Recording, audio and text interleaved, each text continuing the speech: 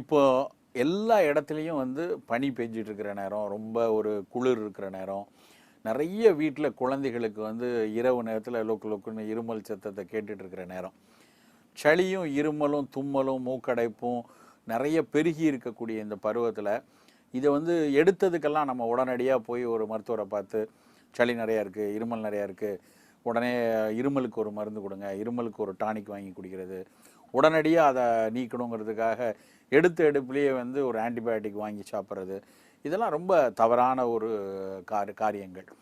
நம்ம வந்து நிறைய பேர், அதுவும் குறிப்பாக வந்து கிராமப்புறங்கள் எல்லாம் டக்குன்னு போய் இருமல் இருக்குன்னா நேராக போய் உடனடியாக ஒரு மெடிக்கல் ஷாப்பில் போயிட்டு எனக்கு நல்ல ஒரு காஃப் சிரப் கொடுங்க, உடனடியாக குறைக்கணும் அப்படிம்பாங்க. குழந்தைகளில் குறிப்பாக நிறைய வீட்டில் குழந்தை ரொம்ப இருமிட்டு இருக்குன்னா அந்த இருமலை பார்த்துட்டு டக்குன்னு அது குறைக்கணும் அப்படிங்கிறதுக்காக போய் காஃப் சிரப் வாங்கி கொடுப்பாங்க. நிறைய நேரங்களில் காஃப் சிரப் வந்து தவறான ஒரு ரிசல்ட்டை தான் கொடுக்கும். நிறைய பேருக்கு தெரியாது, காஃபுங்கிறது வந்து இருமல்ங்கிறது நோய் கிடையாது. இருமல்ங்கிறது உடலுக்கு உள்ளே இருக்கிற அந்த நோய் கிருமியை, இல்லைன்னா அந்த கிருமி உள்ளே சேர்த்து வைத்திருக்கக்கூடிய கபத்தை, சளியை வெளியேற்றுறதுக்கான ஒரு உடல் செய்யக்கூடிய ஒரு முயற்சி தான் இருமல். அப்போ உள்ளே நிறைய சளி இருக்குதுன்னு வச்சுக்கோங்க, அப்போ வந்து இருமல் இருக்கிறது வந்து இருமி அந்த சளியை வெளியேற்ற வேண்டும். நிறைய கபம் நெஞ்சில் கட்டியிருக்குன்னா அந்த குழந்தை ஒரு நாள் இருமுது, 2 நாள் இருமி அந்த கபத்தை பூரா வெளியே எடுத்ததுன்னா அது ஒரு நல்ல விஷயந்தான். ஆனால் அதே இருமல் வந்து ஒரு 10 நாளாக இருமிக்கிட்டு இருக்கு அப்படின்னா உடலுக்கு அந்த கிருமியை, அந்த சளியை வெளியேற்றக்கூடிய அளவுக்கு நோய் எதிர்ப்பாற்றல் இல்லைன்னு அர்த்தம். அந்த பொழுதில் தான் நம்ம வந்து ஒன்று அந்த கிருமியை நேரடியாக எதிர்நுண்ணுயிரி கொடுத்து ஆன்டிபயோட்டிக்ஸ் கொடுத்து நம்ம உடலை காப்பாற்றணும். இருமல்னால் தொடர்ந்து இருமி விழாப்பகுதிகள் வலி இருந்து இருமல்னால் ஒரு பெரிய பலனில்லாத பொழுது அந்த இருமலை நிறுத்த வேண்டிய அவசியம் இருக்குது.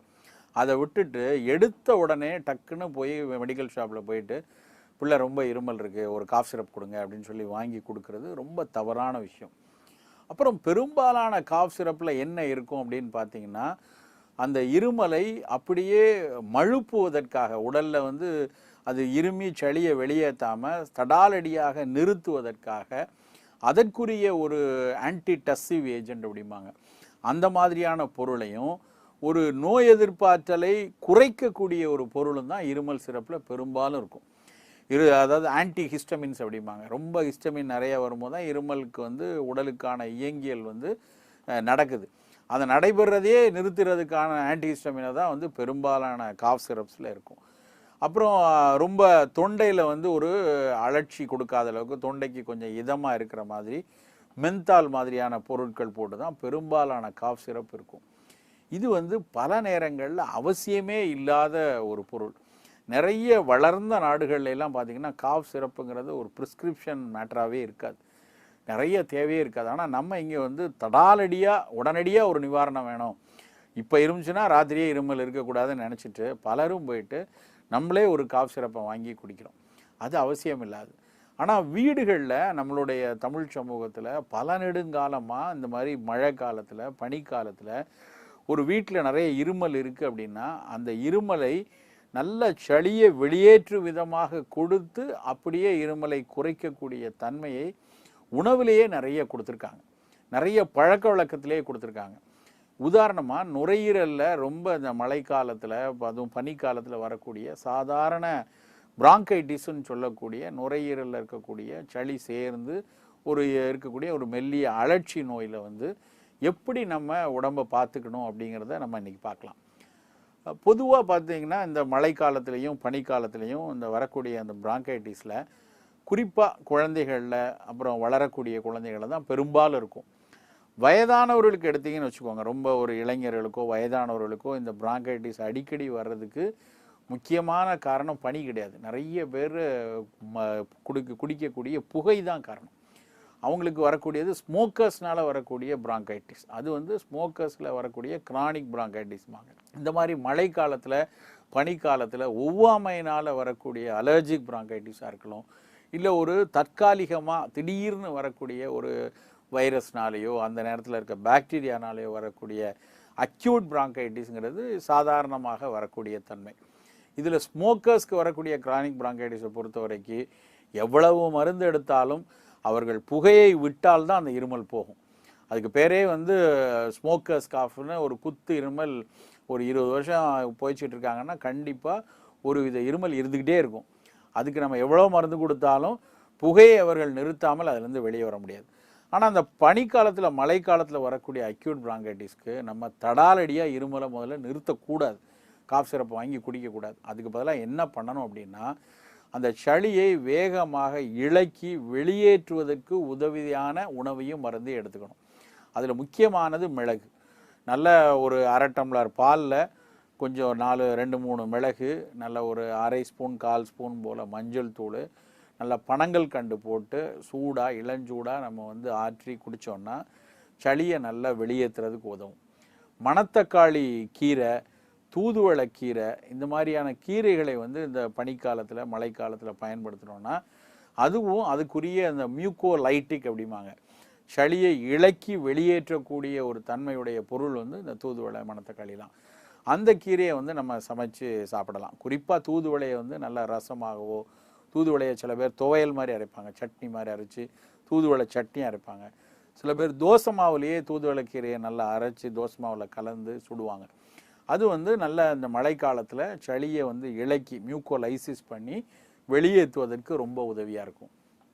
அந்த மாதிரி பிராங்கைட்டிஸ் இருக்கிறவங்க செய்யக்கூடிய ரொம்ப எளிதான இன்னொரு வேலை வந்து துளசி கஷாயம். நல்ல ஒரு கைப்பிடி அளவுக்கு துளசி எடுத்து அந்த துளசியை நல்லா 1 டம்ளர் தண்ணி ஊற்றி 1/4 டம்ளராக வற்ற வச்சுட்டு அந்த கஷாயத்தில் ஒரு 1/2 ஸ்பூன் தேன், கொஞ்சம் மிளகுத்தூள் போட்டு அந்த கஷாயத்தை குடிக்கலாம். அதுவும் வந்து பார்த்திங்கன்னா அந்த பிராங்கைட்டிஸில் வரக்கூடிய இருமலையும் நல்ல சளியை வெளியேற்றுவதற்கும் உதவும். இன்னொன்று வந்து ஆடாதோட இலைன்னு சொல்லுவாங்க. ஆடாதோட இலைங்கிறது வந்து நல்ல நம்ம நெட்டிலிங்க மரத்து இலை மாதிரி நீளமான ஓரங்களில் வளைவோடு இருக்கக்கூடிய இலை ஆடாதோட இலைன்ட்டு. உங்களுக்கு தெரியலன்னா இதனுடைய பக்கத்தில் இருக்கக்கூடிய சித்த மருத்துவர்கள்ட்டையோ நல்ல வயது முதிர்ந்தவர்கள்ட்டையோ கேட்டால் அந்த இலையை வந்து காட்டி தருவாங்க. ஏன்னா நிறைய பேர் வந்து ஆடு தின்னாப்பாலையையும் ஆடாதொடையையும் குழப்பிக்கிறாங்க. ஆடு தின்னாப்பாலைங்கிறது வந்து தரையில் ஒட்டி வளரக்கூடிய வறண்ட பூமியில் வரக்கூடியது. அது சாப்பிடவே கூடாது. அது வந்து வெளிப்பிரயோகமாக பயன்படுத்தக்கூடிய இலை. ஆடாதொடைங்கிறது ரொம்ப குழந்தைகளுக்கு இந்த பிராங்கைட்டிஸில் வந்து சளியை வெளியேற்றுவதற்கு மிக உதவியாக இருக்கக்கூடியது. அதை தாண்டி ஆடாதொடை வந்து நல்லா இரத்த தட்டுக்களை உயர்த்தும். நம்ம எப்படி நிலவேம்பு டெங்குக்கு பயன்படுதோ அது மாதிரி ஆடாதொடையும் இந்த டெங்கு நோய்களில் இரத்த தட்டுக்கள்னு சொல்லக்கூடிய பிளேட்லெட் குறைவுக்கு நல்லா பயன்படும். பெண்களுக்கு ரொம்ப மாதவிடாய் சமயத்தில் அதிக இரத்தப்போக்கு இருந்தால் அதை குறைக்கிறதுக்கும் இந்த ஆடாதொடை பயன்படும். ரொம்ப சாதாரணமாக சளி இருமல் இருக்கிறவங்களுக்கு இதில் ஆடாதொடையில் 1 இலை அல்லது 2 இலை வந்து எடுத்து நல்லா சின்ன சின்னதாக கிழிச்சு போட்டு அதில் சாறு எடுத்து அந்த சாறையும் கொஞ்சம் தேனையும் குழைச்சி அவங்களுக்கு கொடுக்கலாம். இல்லைன்னா அந்த ஆடாதோட இலையை நிறைய போட்டு நல்லா தண்ணி ஊற்றி நல்லா திக்காக கஷாயம் எடுத்து அதை நல்லா வெல்லம் பனை வெல்லம் சேர்த்து ஒரு பாகு மாதிரி சிரப் மாதிரி காய்ச்சி வச்சு அந்த சிரப்பை வந்து இந்த மழைக்காலத்தில் பனிக்காலத்தில் கொடுத்தோன்னா சளியை வெளியேற்றி இருமலை நிறுத்தும். மியூக்கோலைசிஸ் பண்ணி சளி ஒட்டிக்கிட்டு இருக்கிற சளின்னா அதை நல்லா வெளியேற்றிட்டு அப்படியே படிப்படியாக இருமலை குறைக்கக்கூடிய தன்மை இருக்கும். இன்னொன்று நல்ல மனம் இருக்கக்கூடிய நல்ல மோந்து பார்த்தாலே நல்ல ஸ்மெல் இருக்கக்கூடிய ஒரு பிளான்ட் வந்து அரத்தை, சித்தரத்தை அப்படிம்பாங்க. நல்ல மஞ்சள் மாதிரி இருக்கான செடி. அதில் வந்து சித்தரத்தை அடியில் இருக்கும் அந்த வேர்பகுதியில். அந்த சித்தரத்தையை வந்து நல்லா பொடி செஞ்சு இருமல் இருக்கிற காலத்தில் ஒரு 3 சிட்டிகை 4 சிட்டிகை எடுத்து தேனில் குழைச்சி கொடுத்தோன்னா இருமலையும் குறைக்கும், இந்த நுரையீரலில் இருக்கக்கூடிய அழற்சியும் குறைக்கணும்னு இன்றைய அறிவியல் தரவுகள் வந்து ரொம்ப உறுதிப்பட சொல்லியிருக்காங்க. இதுவும் வந்து நல்ல பிராங்கைட்டிஸ்க்கு மிகச்சிறப்பான ஒரு மருந்து, ஒரு உணவும் கூட. இந்த மாதிரி நம்ம இருமல் நிறைய இருக்கக்கூடிய குழந்தைகளுக்கு சளியை வெளியேற்றி இருமலை நிறுத்துறதுக்கு தான் உதவியாக செய்யணும். அதே மாதிரி இன்னொரு ரொம்ப எளிதான விஷயம் என்னென்னா அடிக்கடி வெந்நீர் அருந்த செய்வது. ரொம்ப இருமல் இருக்குது, இருமல் குறைய மாட்டிங்கன்னா தொடர்ச்சியாக கொஞ்சம் வெதுவெதுப்பான வெந்நீர் குடித்தாலே அவங்களுக்கு வந்து அந்த சளி இளகி இருமலும் தடைபடுவதற்கு உதவியாக இருக்கும். ஸோ ஒருவேளை பிராங்கைட்டிஸ் இருக்குது, அதோடு சேர்ந்து நிறைய ஜுரம் இருக்குது, நிறைய காய்ச்சல் அடிக்குது, காய்ச்சல் குறைய மாட்டேங்குதுன்னா கண்டிப்பாக பக்கத்தில் இருக்க அருகாமையில் இருக்க மருத்துவர்களை போய் நம்ம பார்த்துடணும்.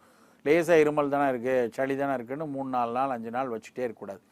2 நாள் 3 நாளில் நம்ம இப்படி கைப்பக்குவமாக நல்லா தூதுவளை கஷாயம் இல்லை ஆடாதொடை கொடுக்கறது, துளசி கஷாயம் இதெல்லாம் கொடுத்து சரிப்படலை, அது இல்லாமல் தொடர்ந்து காய்ச்சலோடு இருந்துகிட்டு இருக்கு அப்படின்னா பின்னணியில் ஏதாவது நல்ல நிமோனியா மாதிரி தொந்தரவுகள் இருக்கா, இல்லைன்னா வேறு ஏதாவது நாள்பட்ட டெங்கு மாதிரியான ஃபீவரோட அதில் வந்த சளி சேர்ந்த விஷயமா அப்படிங்கிறத தெரிஞ்சுக்கணும். சில நேரத்தில் சில குழந்தைங்களுக்கு ப்ரைமரி காம்ப்ளெக்ஸ் கூட ஆரம்பத்தில் சாதாரண பிராங்கைட்டிஸ் மாதிரி தான் தெரியும், நல்லா இருமல் சளியோடு இருக்கும். ஸோ இந்த மாதிரி எந்த காரணங்கள்னால ஏற்பட்டிருக்கு அப்படிங்கிறத தெரிஞ்சு அதற்கேற்றாற் போல் சிகிச்சையை கொடுக்கணும். இந்த எந்த பிரச்சனை இருந்தாலும் உணவில் வந்து நீர் காய்கறிகள் எடுக்கக்கூடாது, இனிப்பு அதிகம் எடுக்கக்கூடாது, பால் நிறைய சேர்க்கக்கூடாது, எல்லா உணவுகள்லேயும் மிளகுத்தூள் நிறைய சேர்த்துக்கொள்ளணும். இனிப்பு தேவைப்படுற இடத்துல தேனும் பனை வெல்லமும் மட்டும்தான் பயன்படுத்தும். அப்படி இருந்தால் தான் இந்த பிராங்கைட்டிஸ்லேருந்து வெளியே வர முடியும்.